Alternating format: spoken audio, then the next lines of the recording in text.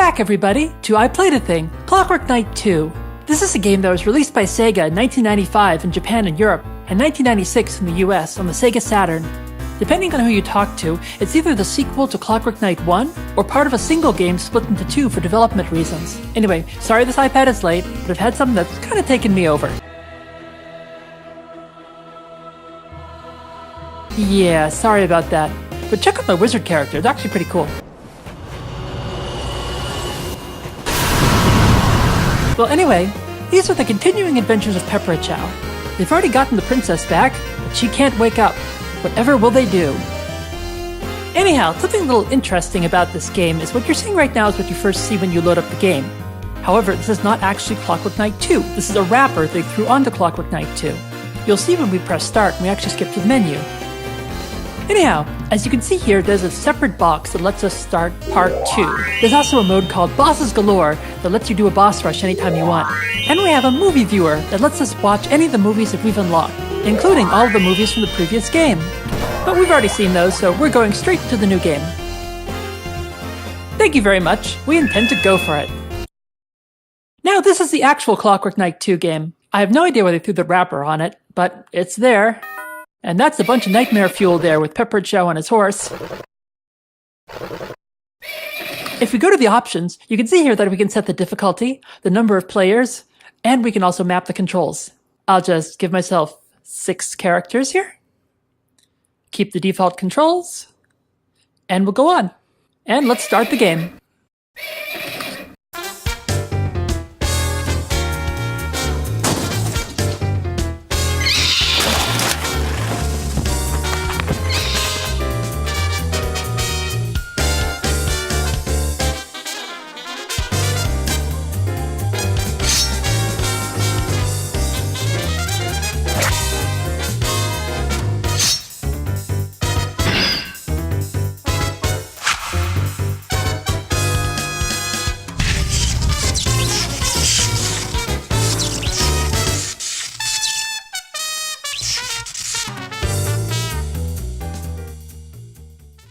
Well, it looks like Princess Chelsea's got herself kidnapped again, in addition to being in a coma.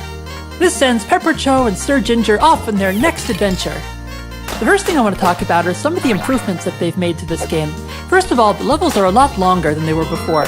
They're also a lot harder than they were before. In any case, Pepperouchau has all the same actions that he did in the previous game. He can run, he can pick up enemies, and he can do his little twerk twerk twerk thing with his arm in order to continually attack. However, here's something new we're going to find in this game. Eggs. They contain different sorts of prizes and power-ups, and you can use them to throw at enemies. So, about those playing cards, there's a set of hidden options you can unlock if you get all the gold keys in this game. There are 2 ways to get them. There are 4 playing cards in every level, and if you get all 4 of them, you receive a key. Also, in each room, typically in stage 1, there's a hidden race against Sir Ginger's valet, Le Bon, that awards you with a key. However, we're not getting all the keys in this run. This is because, as I mentioned before, this game is brutally hard compared to the first game, and I can't be arsed to do all the optional stuff. Besides, GameFAQs has codes to do most of the hidden options anyway, so I'll pick up the playing cards if I see them, but otherwise I'll be skipping them. Now, one of the many improvements they've made to this game is verticality. A lot of the levels go up a lot higher than they did in the first game. You also notice there aren't a lot of new enemies in this game. They seem to recycle a lot of the ones from the previous game. But now, here we are in a secret level, and oh dear, what's happened to the floor? Ew! Let's talk about emulation, ho! When a programmer loves a piece of hardware very much, they build a replica of it, only using code. But everyone has their own way of doing things, and unfortunately, ho, every emulator comes with a trade-off. The emulator that's compatible with the most Sega Saturn games is called SSF. You saw it running all the Saturn games of this channel. Unfortunately, ho, it won't run Clockwork Knight 2, so instead we're using Yabos, whatever this is. So yeah, it technically runs the game, but it's kind of a glitch fest. You're gonna see some crazy shit on the screen there, ho. Just be warned, before we go into this, you're gonna see the game, but it's not gonna be pretty. Anyhow, let's get back to the iPad. So yeah, that's why there's no floor. There is a disco ball, though, that we can open up by throwing an egg at it. Or an enemy. We can also pick up those trees if we want to.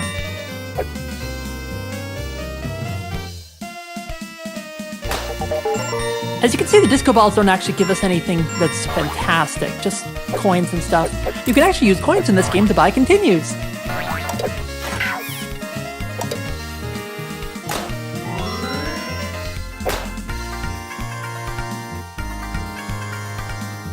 And here's one of the hidden playing cards.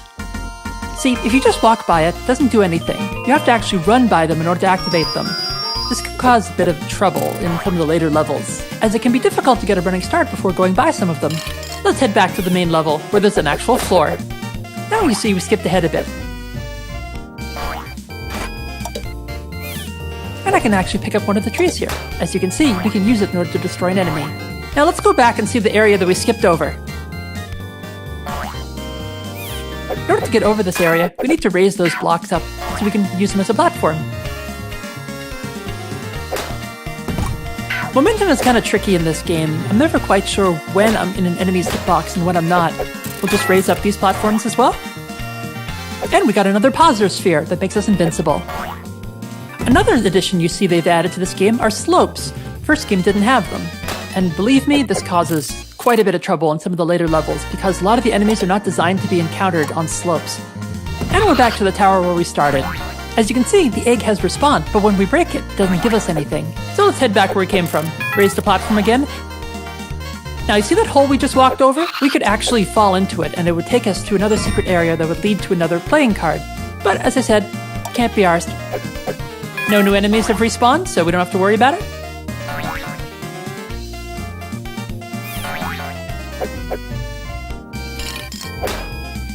And we found another tower. Let's just skip over it.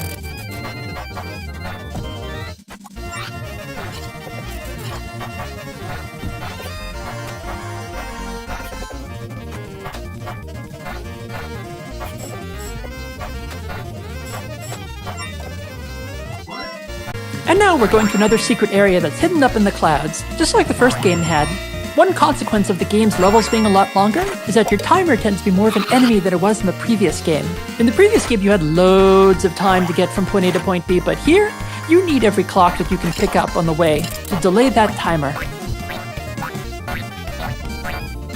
And down we go, but there's no falling damage, so we're okay.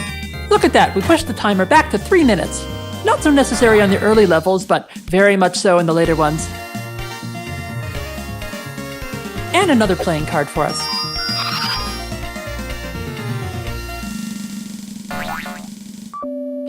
Missing's not so bad. You only get a free life out of it.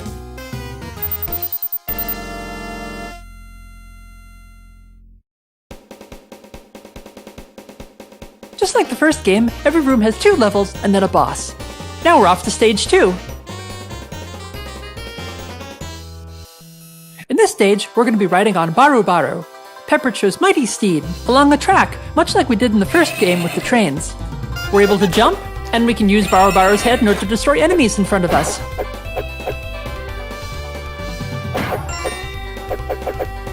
You see there was a playing card, but we had to be moving in order to go by it. And now you see one of the other graphical flourishes they added to this particular game. We're able to move into the background. Now when you're in those little stretches from moving from foreground to background, you can't actually jump or attack because they didn't make animations for them. It's kind of annoying when you're stuck there and you have an enemy that's in front of you or behind you about to hit you. Nothing you can do about it. I'm spamming attack here because you have enemies that are going to come out in front of you that you can't see. It's better to just spam attack and destroy them before they appear on screen. The game is pretty nice. It gives you an exclamation point sign before it gives you a jump. And we hit the button, so that means we're going to be moving into the background. It is actually possible, when you're riding on Baru, to go by the playing cards and not activate them. That's because you have to be pushing forward in order for the game to consider that you're moving fast. And we just got hit by one of those bouncing ketchup bottles. They kind of remind me of the bottles in Pepsi Man. Anyway.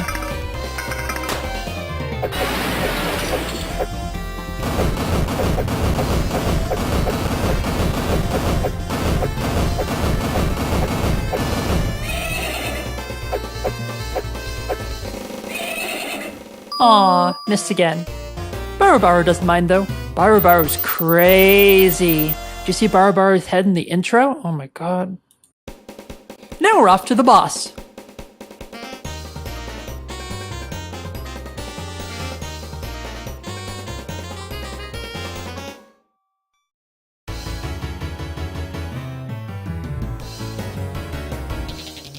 So the boss in this stage is a snake that likes to scream into the microphone on its tail.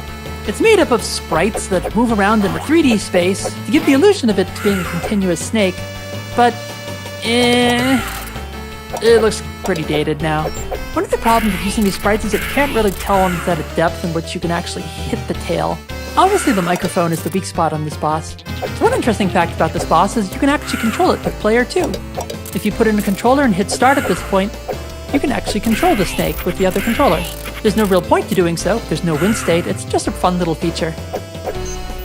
See, the snake really doesn't come for us, it just goes through its pre-programmed set movements, and then it gives us a chance to hit its tail whenever it happens to be on our particular depth. Don't know what kind of attack that was, but it wasn't very liable to hit us now, was it? And off the tail goes, and we won't be able to hit it for a little bit. This really feels like a cutscene boss. It doesn't feel like you're really in control of the fight.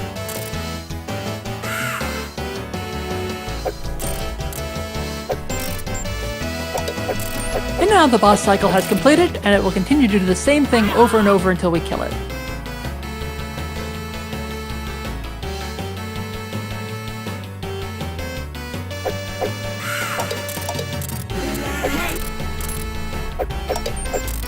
And we got it. Good heavens, that's an annoying sound, boss. That's one thing about this game, is that it's a lot more gimmicky than the first one.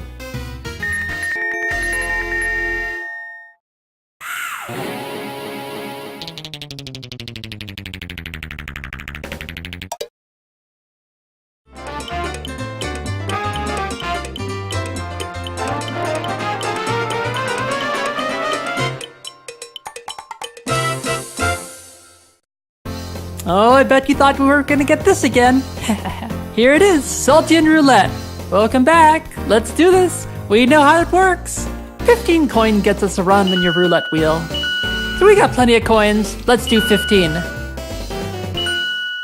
Well, it wasn't hard in the last game to keep an eye on those boxes. It should be absolutely fine this time. There, we see the box with the red helmet. We'll be sure to grab that one. What? Okay. That's another thing they did with this game. There is no way in hell you'll be able to keep your eye on these boxes.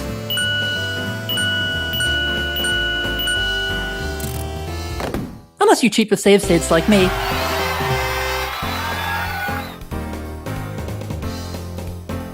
Alright, let's do it for real this time.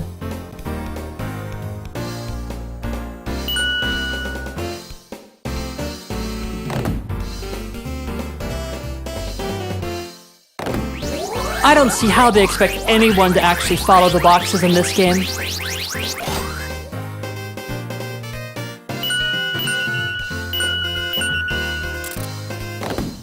And we lucked out! 6 new lives! We are lucky, Soltia. Thank you. I think we're gonna play this one safe. I don't think we need to play this game anymore. We are never gonna play this game again for the rest of the LP.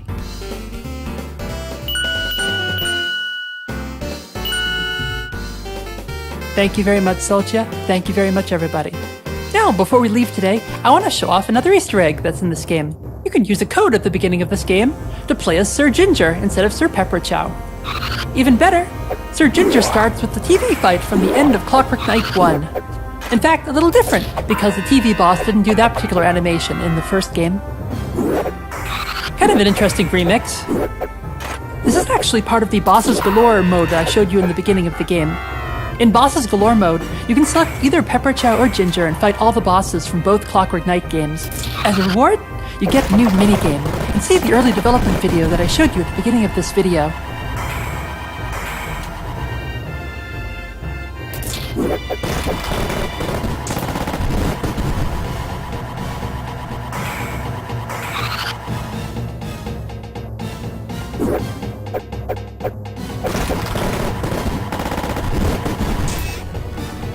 And now, we take that circuit board to smash us, and here are those pencils. And unlike the first game, we don't have to go through this whole cycle again, just once. And Sir Ginger has beaten the boss.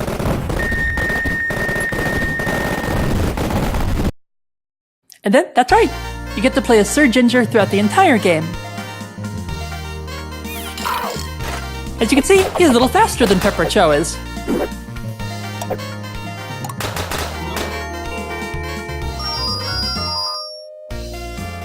He also can hover a bit when he jumps. And he has that twirling jump too. He's just a better character all around. Unfortunately, they didn't render a new set of sprites for the Baro sequence, so you either have to switch back to Pepperouchau and Baro when you're moving along the track there in the second stage.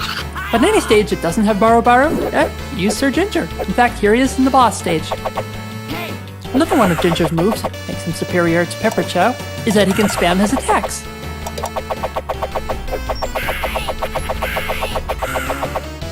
See? He can get past the boss levels much faster.